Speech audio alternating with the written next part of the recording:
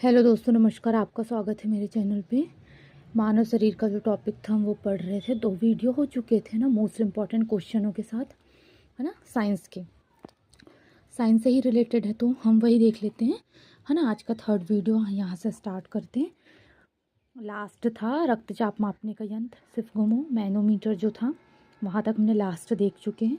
आज इतना स्टार्ट करके मोस्ट इम्पॉर्टेंट क्वेश्चनों के साथ टॉपिक पूरा हम क्लोज कर देंगे, है ना। आइए, मनुष्य में पसलियाँ पाई जाती, तो मनुष्य में कितनी पसलियाँ होती? तो वो 12 जोड़ी, है ना।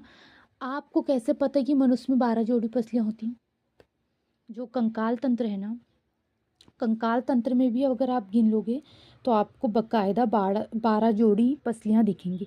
तो कंकाल तंत्र के थ्रू आप 12 जोड़ी पसलियाँ देख सकते हैं, है ना। प्रैक्टिकल करके भी देख सकते हैं। शरीर में हड्डियों की कुल संख्या कितनी होती है? तो शरीर में जो हड्डियों की कुल संख्या है वो होती है 206, है ना। शरीर में कुल हड्डियों की संख्या होती है 206, तो 206 आप कुल हड्डियों की संख्या शरीर में देखिएगा। मांसपेशियों की कुल संख्या कितनी होती है? तो मांसपेशियों की कुल संख्या होती है 639, है ना। 639, 639 मांसपेशियों की कुल संख्या होती है शरीर में। लार में पाया जाने वाला एंजाइम कौन सा है?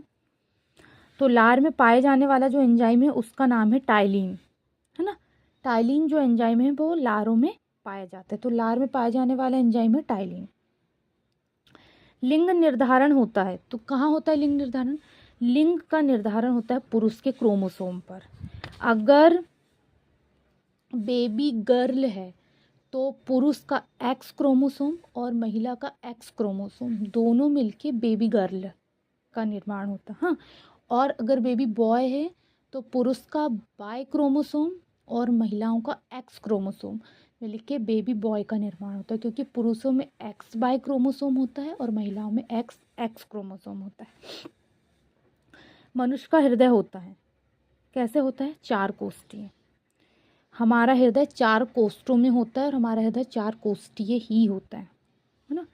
शरीर में गुणसूत्र मतलब क्रोमोसोम की संख्या कितनी होती है? तो क्रोमोसोम की जो टोटल संख्या है, अगर आप एक एक करके बोलें तो वो 46 है, और अगर आप जोड़ों में बोलें तो 23 का एक पेयर, 23 का दूसरा पेयर, ऐसे एक इधर और एक इधर का मिला के ऐसे टोटल वो 23 पेयर में हो जाते हैं। और टोटल ऑफ कितने हैं? 46, टोटल 46 है। अगर आप एक एक गिनो तो संख्या बोल रहा है ना, और जोड़ों में बोलो तो 23 है।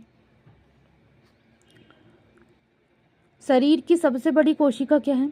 तो शरीर की सबसे बड़ी कोशिका है तंत्रिका तंत्र, है ना। ये शरीर की सबसे बड़ी कोशिका है तंत्रिका तंत्र। RH फैक्टर की खोजकर्ता कौन है? तो RH फैक्टर के खोजकर्ता है लैड, स्टीनर एवं बीनर, है ना। यह है RH फैक्टर के खोजकर्ता, लैंड, स्टीनर एवं बीनर। RH जो फैक्टर है हमारा उसके खोजकर्ता है, याद रखिएगा। शरीर में अमीनो अम्ल की संख्या कितनी होती है? तो शरीर में अमीनो अम्ल की संख्या होती है 20 है अमीनो अम्ल की संख्या। शरीर में प्रतिदिन मूत्र बनता है कितना लीटर? है ना, हम जो उत्सर्जित करते हैं मलमूत्र वो होता है 1.5 लीटर। 1.5 लीटर जो है वो शरीर में प्रतिदिन मूत्र बनता है। मूत्र दुर्गंध देता है किसके बेस पे? तो यूरिया के कारण जो है वो मूत्र दुर्गंध देता है ना। मूत्र है जो यूरिया के कारण दुर्गंध देता है।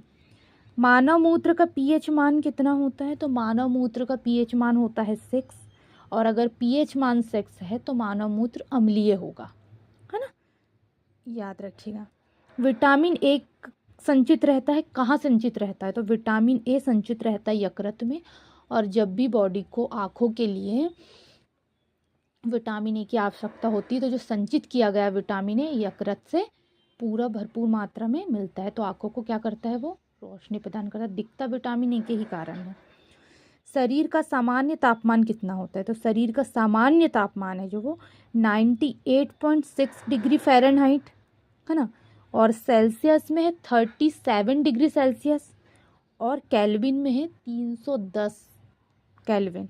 इतना हमारी बॉडी का टेम्परेचर है। टिबिया नामक हड्डी कहाँ पाई जाती है?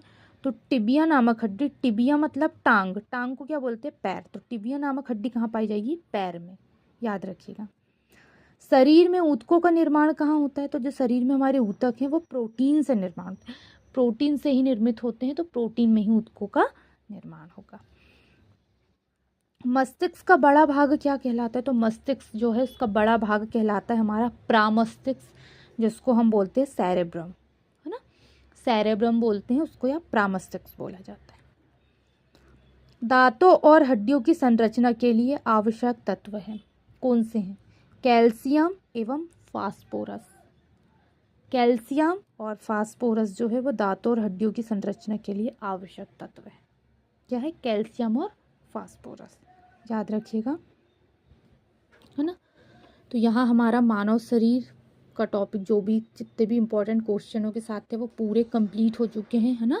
कल हम किसी और टॉपिक के साथ हाजिर होंगे। तो आज के लिए बस इतना, ये वाला आज पढ़िएगा, मोस्ट इम्पॉर्टेंट, और ये जो 2 वीडियो हमने यहाँ से यहाँ तक देखे इनका रिवीजन करना है, तो पूरा टॉपिक कंप्लीट हो जाएगा। धन्यवाद।